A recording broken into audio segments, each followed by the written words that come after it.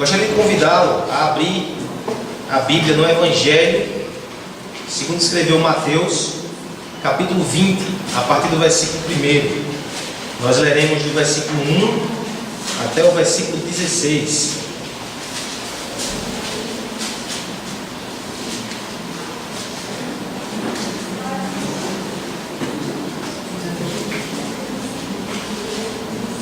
Mateus capítulo 20, do 1 ao 16.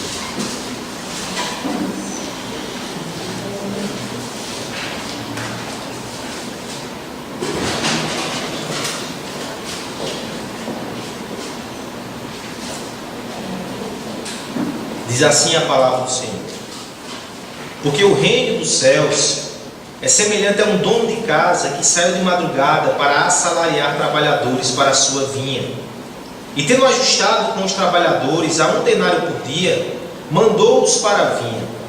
Saindo pela 3ª hora, viu na praça outros que estavam desocupados, e disse-lhes: ide vós também para a vinha, e vos darei o que for justo.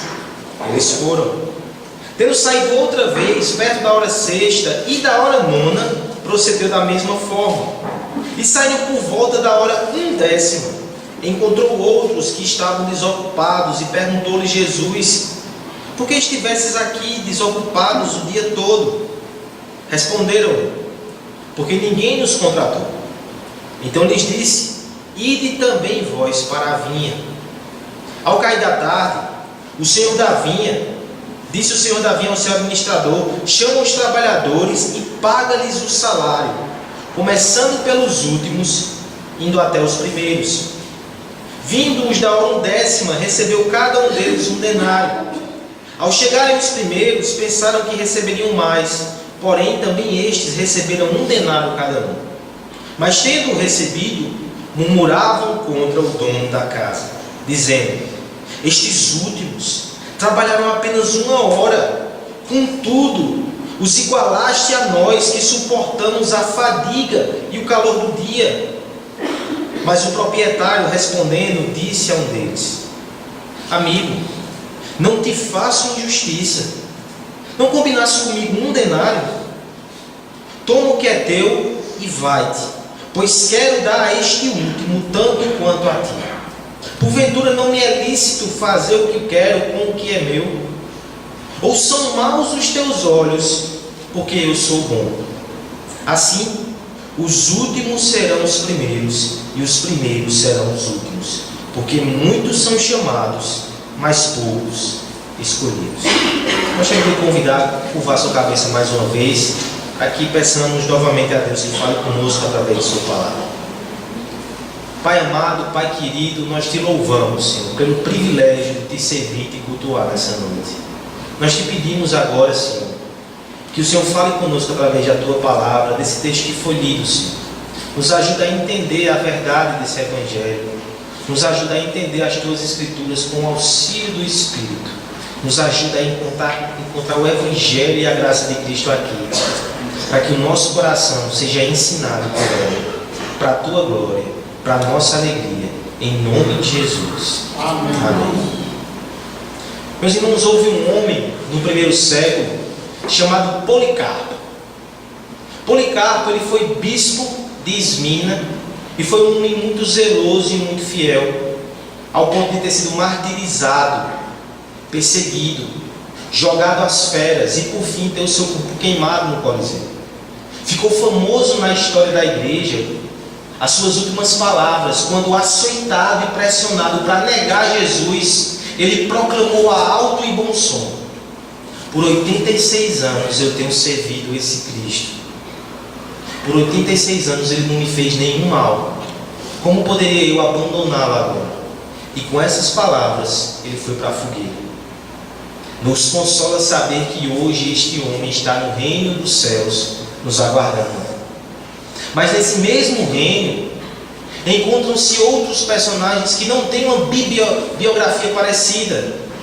Por exemplo, um homem que passou a sua vida toda não servindo a Cristo, mas servindo o pecado, não obedecendo ao Senhor, mas furtando, e nos seus últimos instantes de vida foi crucificado ao lado do Salvador, confessou a Jesus, e este também está no reino dos céus.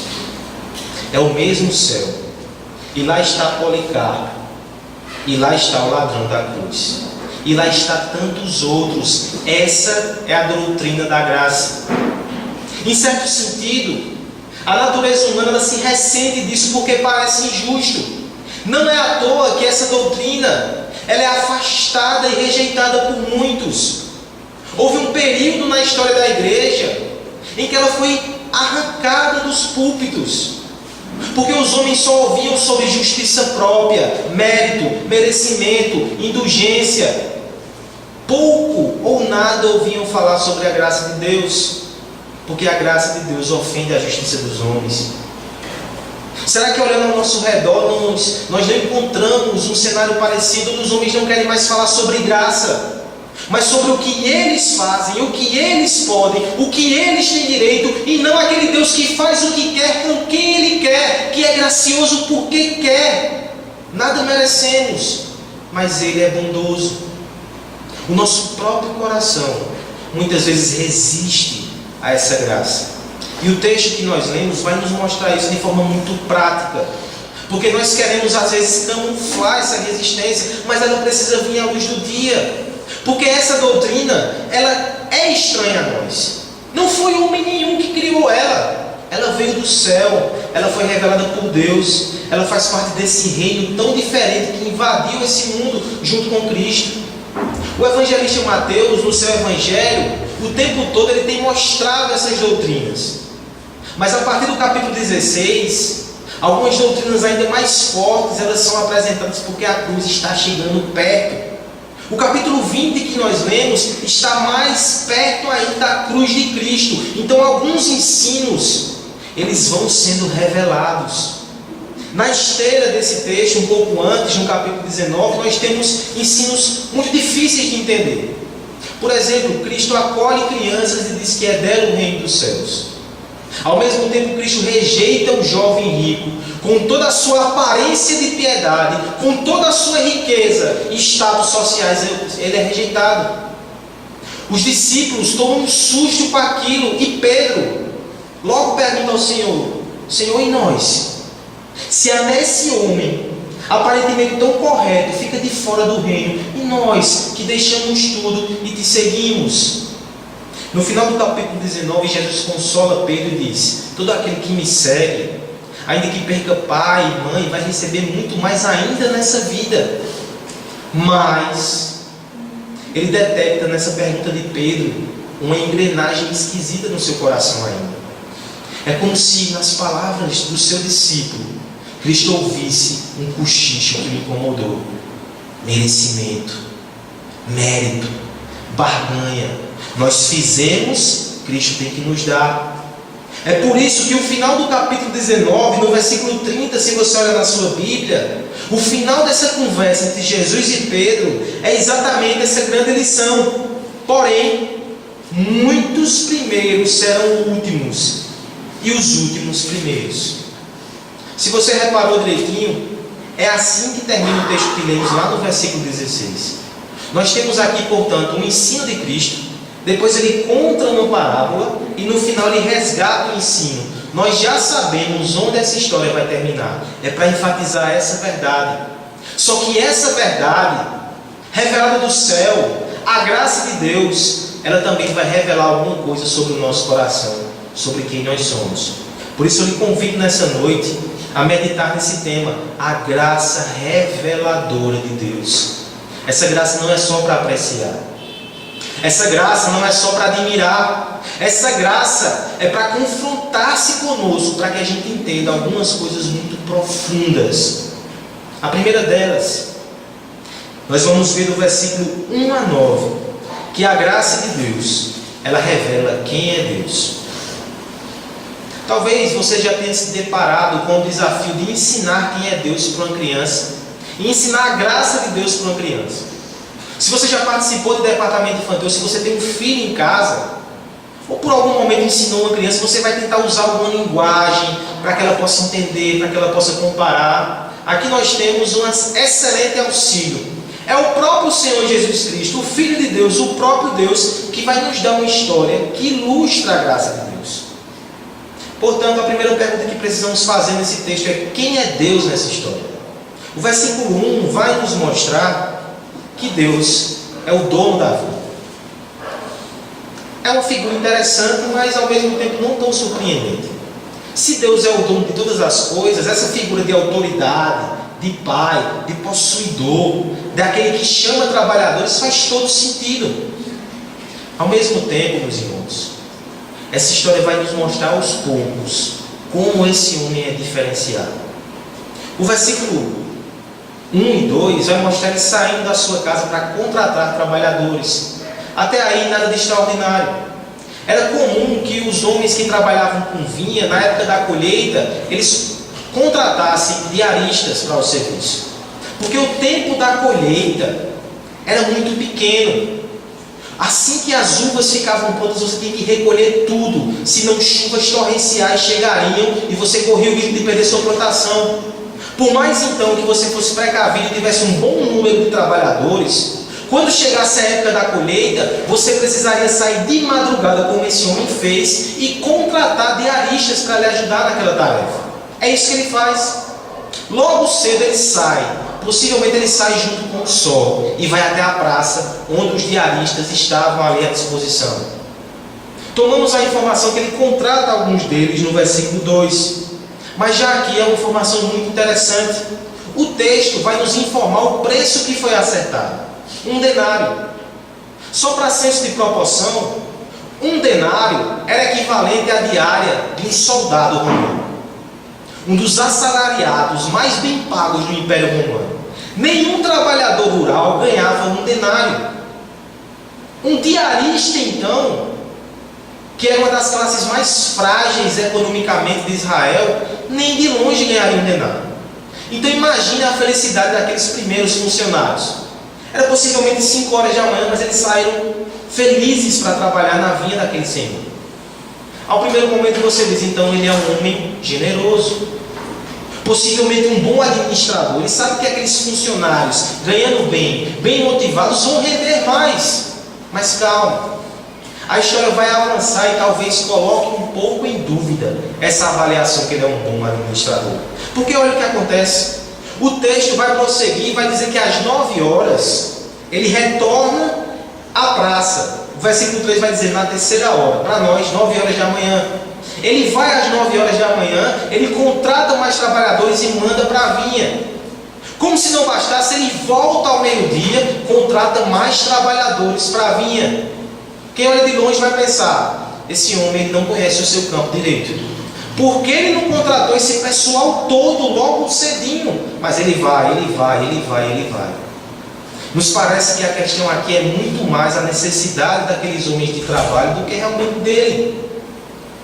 Em Israel, se um diarista ele não trabalhasse, à noite ele não tinha comida para levar para sua casa.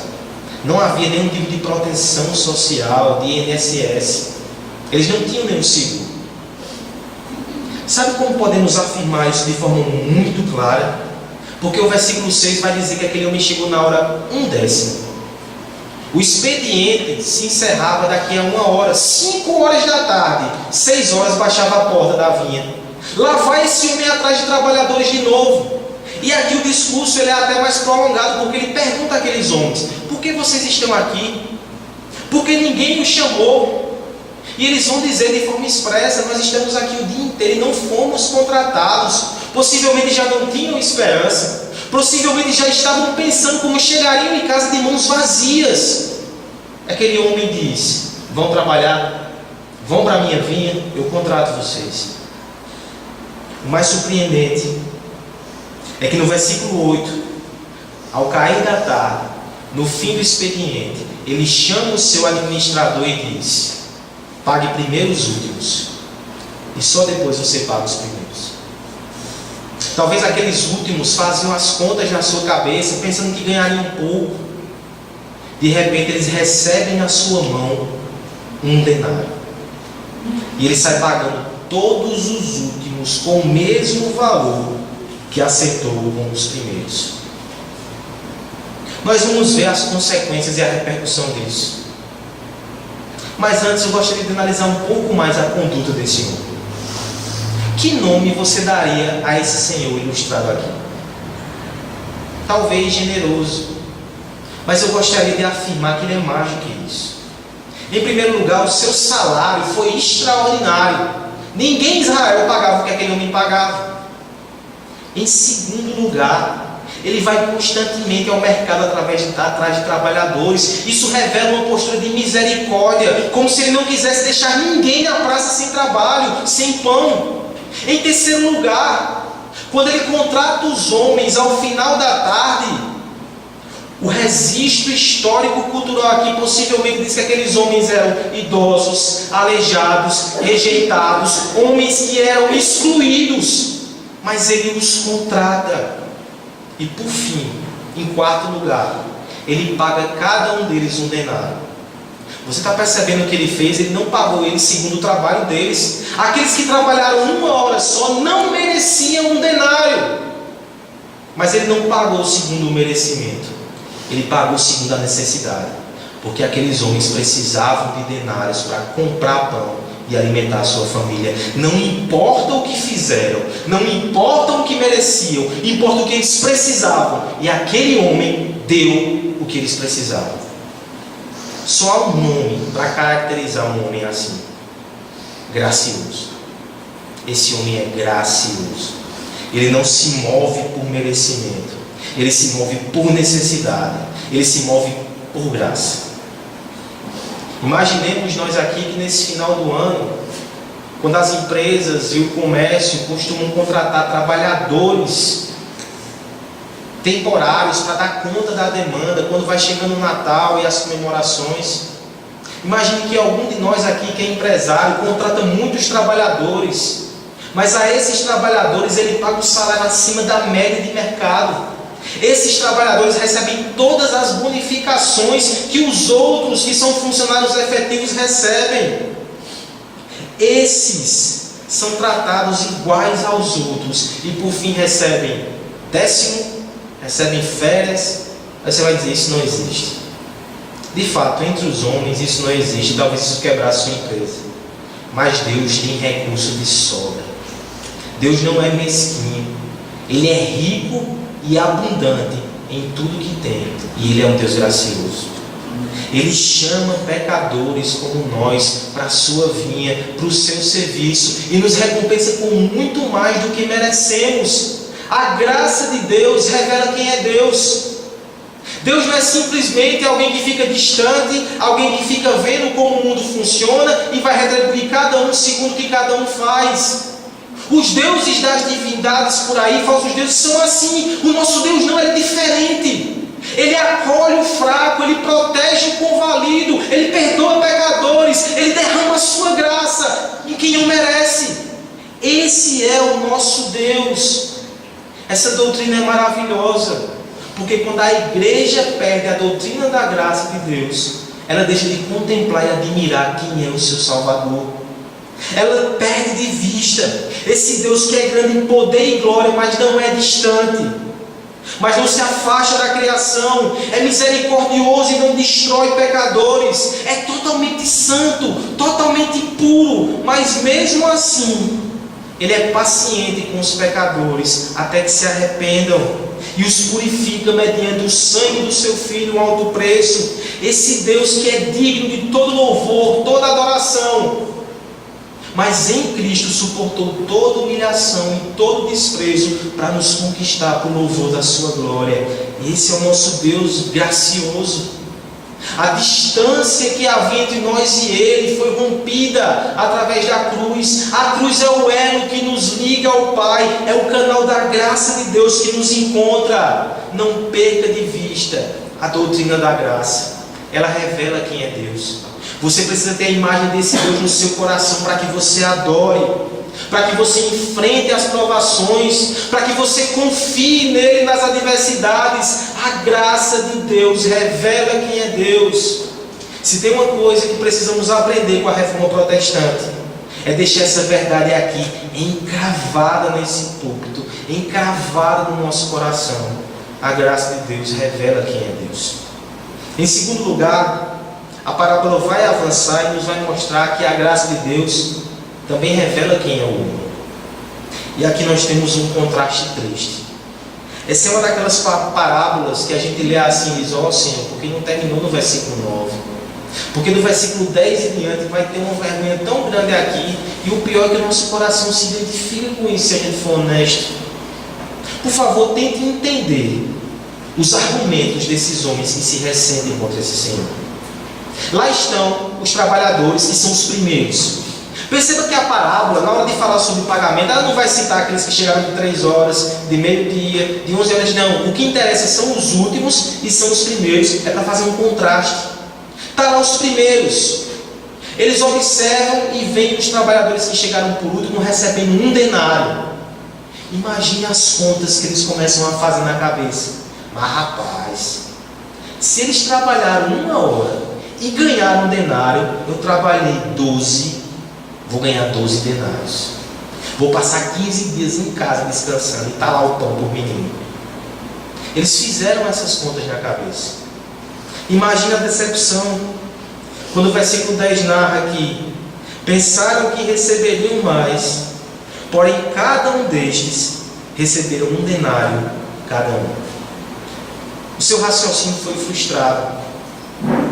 E essa frustração, ela não ficou escondida no coração. Porque quando a decepção é grande, ela fica fazendo pressão para sair pela boca. E isso aconteceu. O versículo 11 diz que eles murmuravam contra o Senhor. Por mais que a gente entenda as alegações deles, eles podem entender o seguinte: a gente está aqui no sol o dia todo, um sol castigante sobre a nossa cabeça, correndo, suando. Esse pessoal chegou agora, recebeu isso tudo. Por mais que a gente entenda o que eles estão dizendo, perceba a consequência fatal. Eles estão murmurando contra o melhor Senhor que já existiu naquela redondeza. Quem paga 1 denário pelo serviço deles? Quem acolhe e recolhe homens que precisam? Quem acolhe até aqueles que são rejeitados? Quem paga a todos por bondade? Esses homens deveriam estar agradecidos, maravilhados, emocionados. Eles murmuram.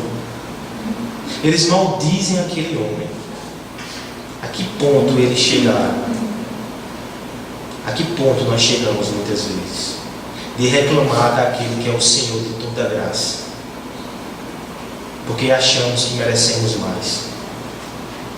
Veja como esse homem, o Senhor, que representa o nosso Deus, ele confronta aqueles homens.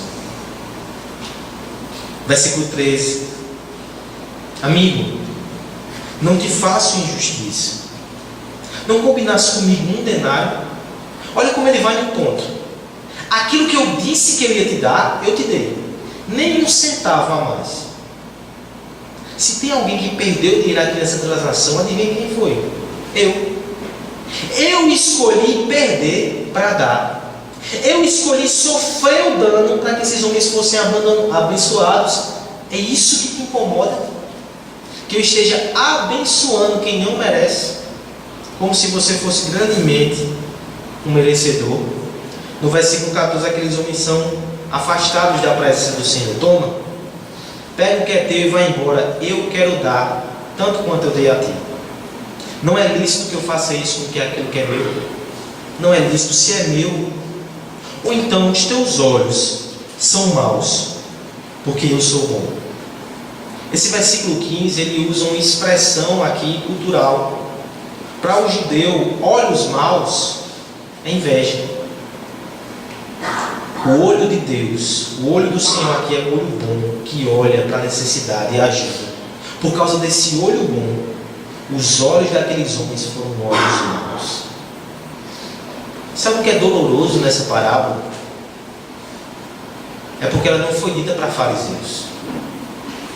Ela não foi dita para publicanos e pecadores. Ela foi dita para discípulos. Ela foi dita para nós, igreja do Senhor. Porque muitas vezes nós agimos parecido. Pense assim: um dos nossos irmãos aqui do nosso meio faz uma viagem para o exterior. Todos nós nos alegramos com isso. E quando esse irmão chega, de forma muito discreta, no final do culto, ele lhe dá um abraço, ele lhe entrega um presente. Você fica super lisonjeado. Esse irmão lembrou de você, trouxe um mimo para você. Realmente ele reconhece a sua amizade, como você é um irmão especial aqui na igreja. Mas você continua a observá-lo e você percebe que ele entrega o presente ao pastor também. Você diz, não, tudo bem, o pastor, né? Sou eu o pastor aqui, a gente está ali no mesmo pé. Mas você percebe que ele sai entregando às senhoras da igreja, entrega ao diácono, entrega a uma criança, sai dando a todo mundo aquele presente. E parece que para você já não é mais tão valioso, é só mais um.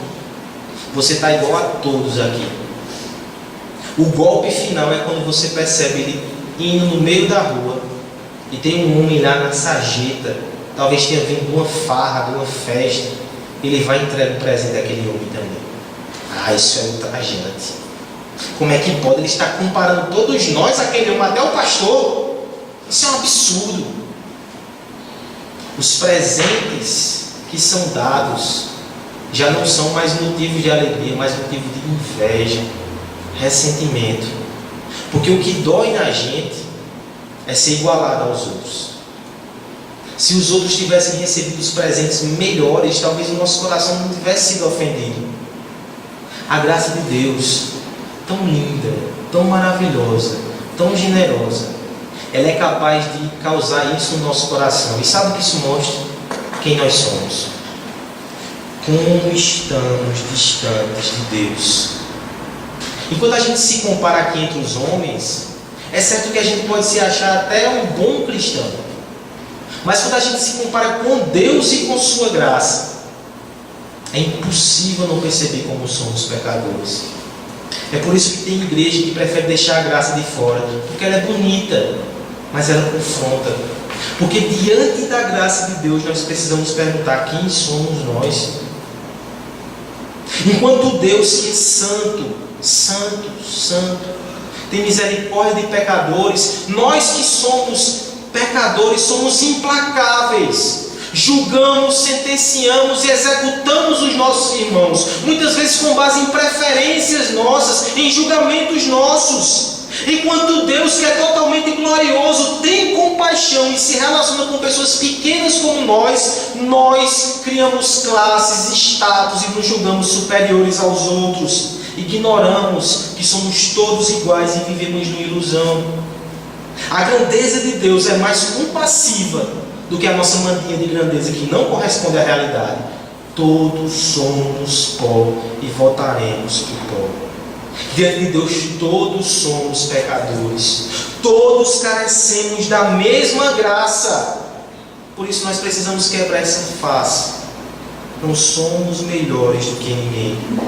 Nós precisamos resgatar essa doutrina, para que a igreja seja humilhada na presença de Deus e aprenda a julgar os outros superiores a si mesmo. O reformador Calvino, ele começa as suas institutas dizendo isso: quanto mais o homem se aproxima de Deus, mais o homem conhece a sua própria miséria e corre para Deus novamente e volta para si e vê a sua miséria. Essa é a estrada do crente. É um estado de humilhação e adoração, porque sabemos que nada somos, mas Ele tudo é, e em Cristo se deu por nós, se deu pela igreja. Todos somos irmãos, nivelados e iguais na graça de Deus. A graça de Deus, meus irmãos, ela revela quem é Deus, ela revela quem nós somos.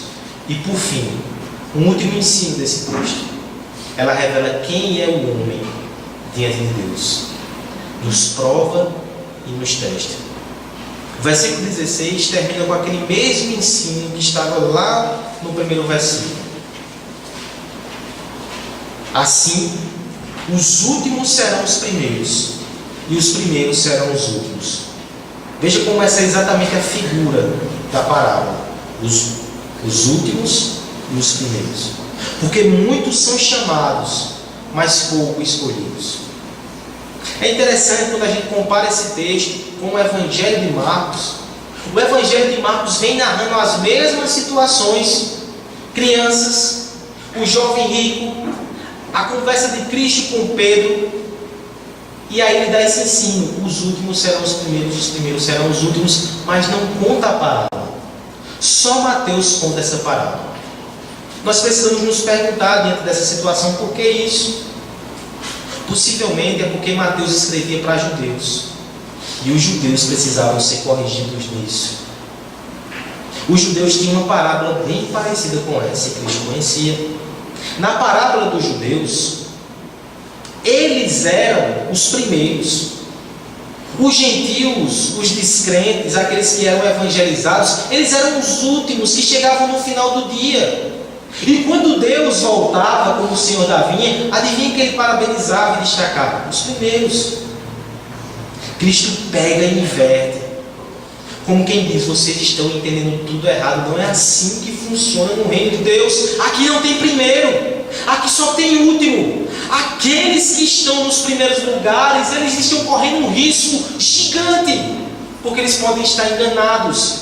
A disposição do servo do reino de Deus é ser o último. Se tem que haver uma disputa aqui dentro dessa igreja, é para ser o último, é para ser o servo, é para ser o mais humilhado. Aqueles que amam os primeiros lugares, como os fariseus amavam, eles se encaixam nessa última cláusula aqui, porque muitos são chamados, mas poucos os escolhidos. Meus irmãos, nós servimos a um Deus crucificado. Como é que pode haver um cristão exaltado? Como é que pode haver um cristão orgulhoso? Não pode. Nós devemos estar crucificados com o nosso Cristo. Nós devemos estar lá ao pé da cruz e não arredar o pé dali, permanecer de joelhos ali, aos pés do nosso Redentor. A cruz muda tudo. Nós não somos como esse mundo é. Nós não nos guiamos pelos mesmos valores, pelos mesmos padrões. Aqui é o reino da graça. E no reino da graça, não basta admirar essa graça, achar bonito porque recebeu a graça de Deus. A graça tem que correr no seu sangue. Você tem que agir com graça. Você tem que amar a graça. Você tem que estimar a graça no nosso meio, desenvolvendo, alcançando pecadores, salvando famílias, transformando vidas. Não basta admirar. Você precisa ouvir a canção da graça. Você precisa cantarolar a canção da graça.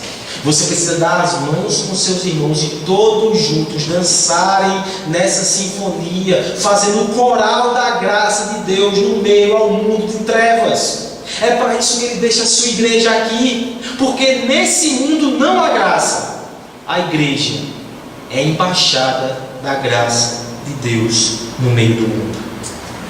Aqui fica uma advertência muito importante para todos nós, igreja presbiteriana e igreja reformada. Estamos falando e celebrando aqui a reforma protestante, mas, meu irmão, ser reformado não basta. A grande questão não é se você fala sobre essa doutrina, se você entende a doutrina da graça, se você prega, se você briga e defende essa doutrina. É se essa graça opera no seu coração e dá frutos na sua vida. A gente não pode esquecer que a Escritura apresenta um quadro terrível de homens que expulsaram demônios, que pregaram a verdade e no fim descobriram que na verdade não tinham nada da graça de Deus na sua vida. Não basta saber quem é Deus, não basta saber quem é o homem, é preciso saber quem é o homem diante de Deus. Quem você é diante de Deus? Amigo ou inimigo? Amante da graça, ou aquele que no íntimo e no seu coração rejeita a graça de Deus e deixa revelar isso de vez em quando, ainda que seja infiltrado aqui no meio dessa igreja? A graça, ela é poderosa e ela deixa reflexos visíveis e profundos no coração de quem foi alcançado por ela. Não somos perfeitos, mas algo mudou. Aquele que é salvo não é simplesmente aquele que menciona a graça, mas aquele que exala a graça em sua vida. Não é aquele que ensina, mas aquele que tem a graça operando no seu coração. Porque aquele que foi salvo pela graça, ele anda nessa graça e ele estende essa graça aos demais. É um coração que foi crucificado com Cristo.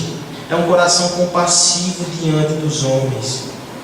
A pergunta, portanto, dessa noite não é simplesmente se você é um reformado, mas é se você nasceu de novo, se você foi alcançado pela graça de Deus. Não é se você admira essa doutrina, é se essa doutrina é a sua vida, se essa doutrina está transformando o teu coração, está mudando a tua visão. Quem é você diante de Deus?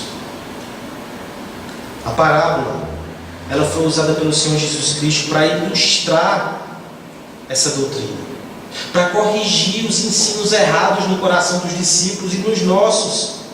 Mas por fim ela termina com um pesado tom de alerta. Cuidado para não ser apenas um chamado e não um escolhido. Precisamos saber disso. Os escolhidos são aqueles que são salvos pela graça e transformados por essa graça. Como é que nós respondemos a essa graça?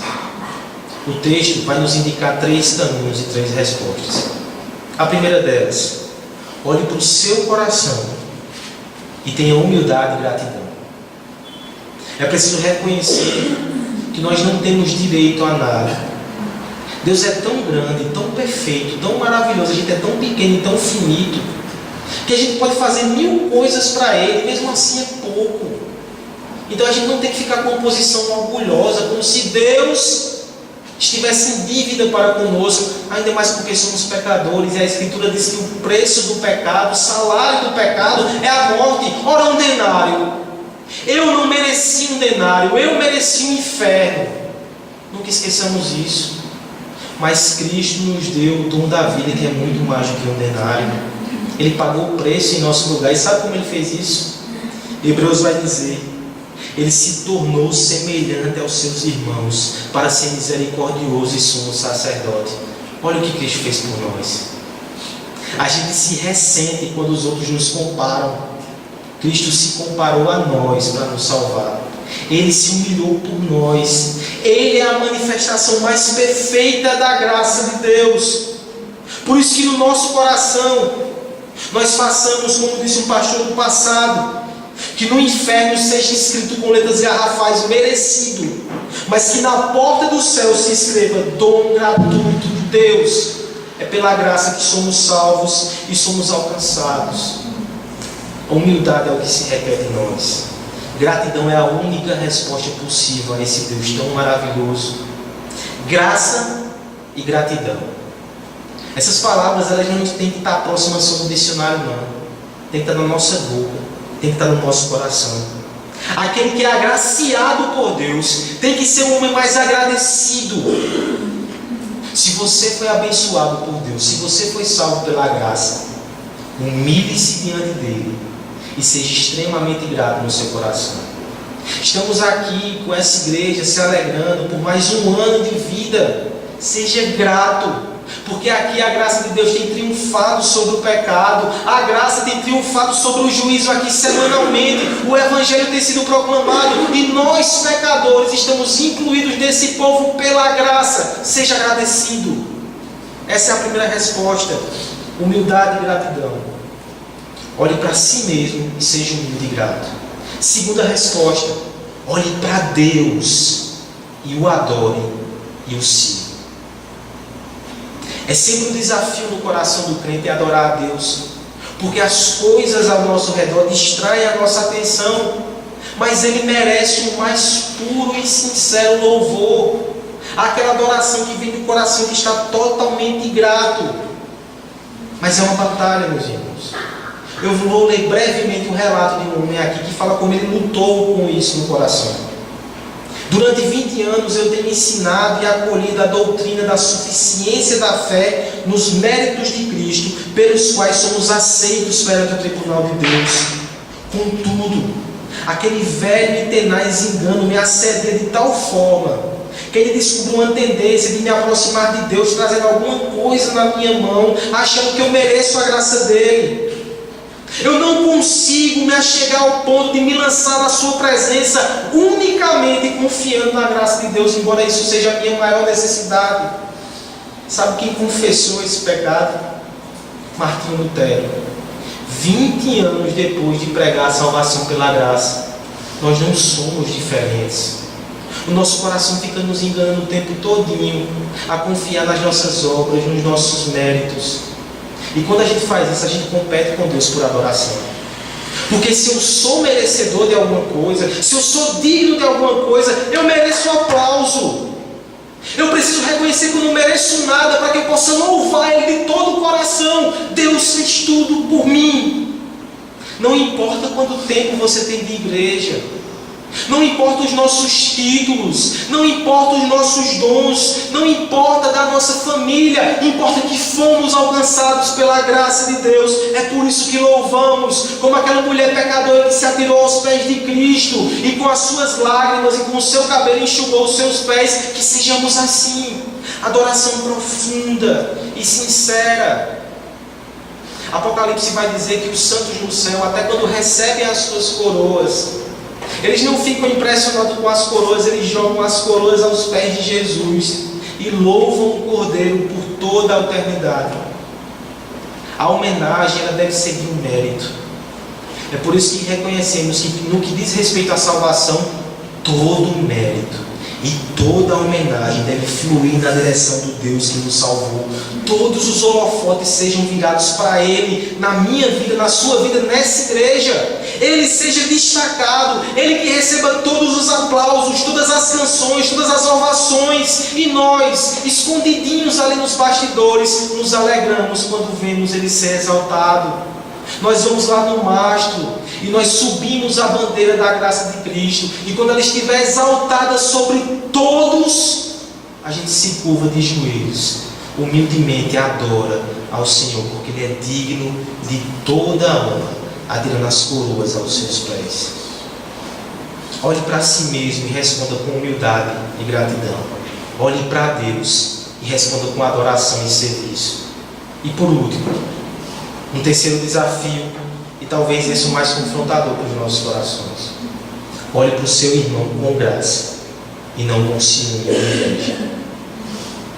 A grande questão do texto aqui não é simplesmente alegrar-se com a graça recebida.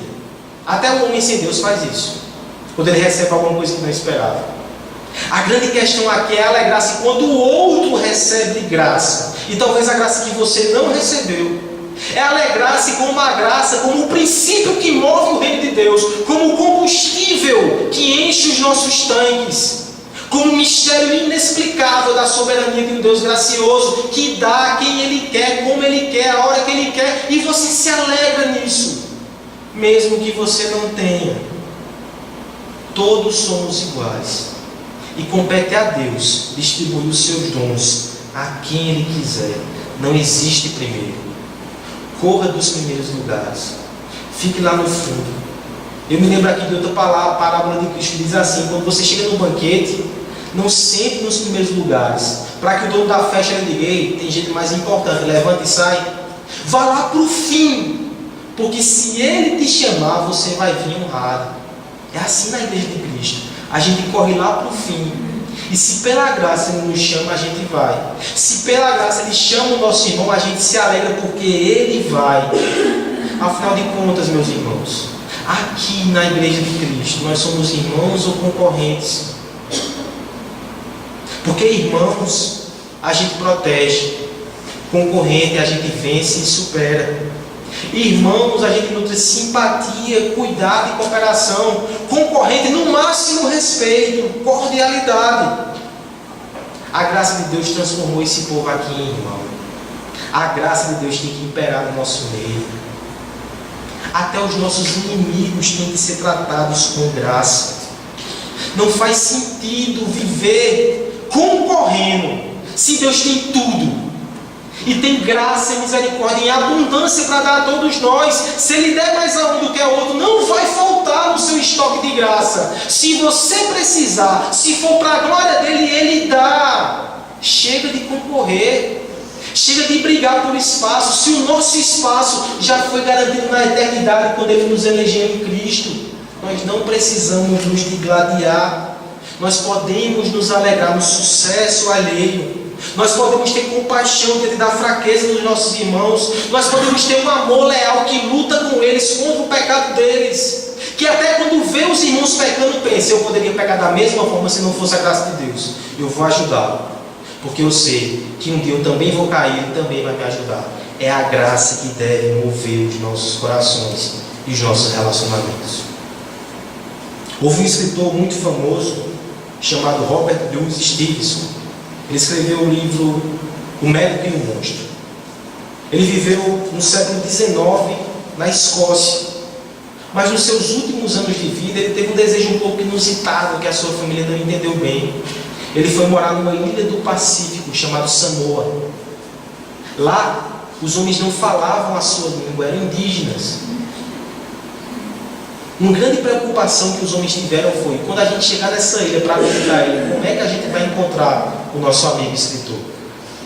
Mas os registros contam que ninguém nunca teve dificuldade com isso, porque quando eles chegavam na ilha, os habitantes sempre diziam: esse é o caminho do coração que ama, vá aqui que você vai parar na casa dele.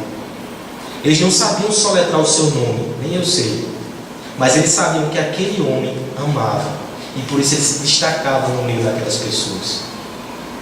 Nós estamos aqui nessa terra como embaixadores da graça de Cristo.